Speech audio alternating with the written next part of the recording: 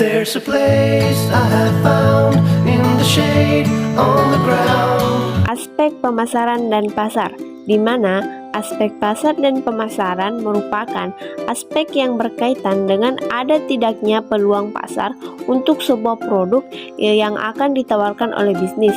Oleh sebab itulah, aspek pasar dan pemasaran menjadi aspek penting yang biasanya akan diutamakan untuk dianalisa terlebih dahulu.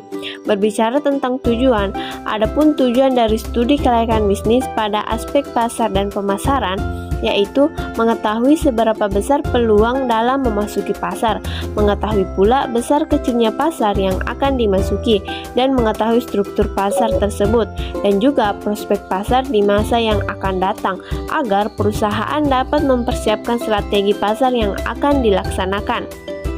Nah, berbicara tentang strategi, ada 4 strategi pemasaran yang biasa disingkat dengan Mix 4P, yang merupakan kumpulan alat pemasaran taktis yang terdiri dari pertama produk, kedua price atau harga, ketiga pledge atau tepat, dan keempat promosi.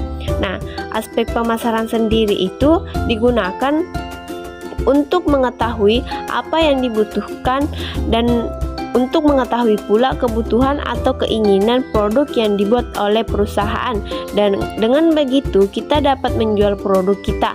Contoh aspek pemasaran yaitu aspek lingkungan, aspek sumber daya manusia, dan aspek pasar dan sebagainya.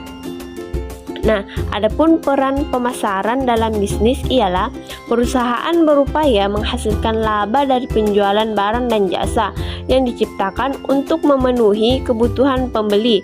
Namun demikian, pemasaran juga dilakukan untuk mengembangkan, mempromosikan, dan mendistribusikan program-program dan jasa yang disponsori oleh organisasi non-laba. Nah, aspek pasar dan pemasaran sendiri itu perlu diteliti karena sangat penting untuk menyangkut hal-hal yang berkaitan dengan strategi berbisnis atau yang biasa disebut dengan marketing, sehingga apabila tidak dianalisis akan berakibat fatal bagi perusahaan di kemudian hari.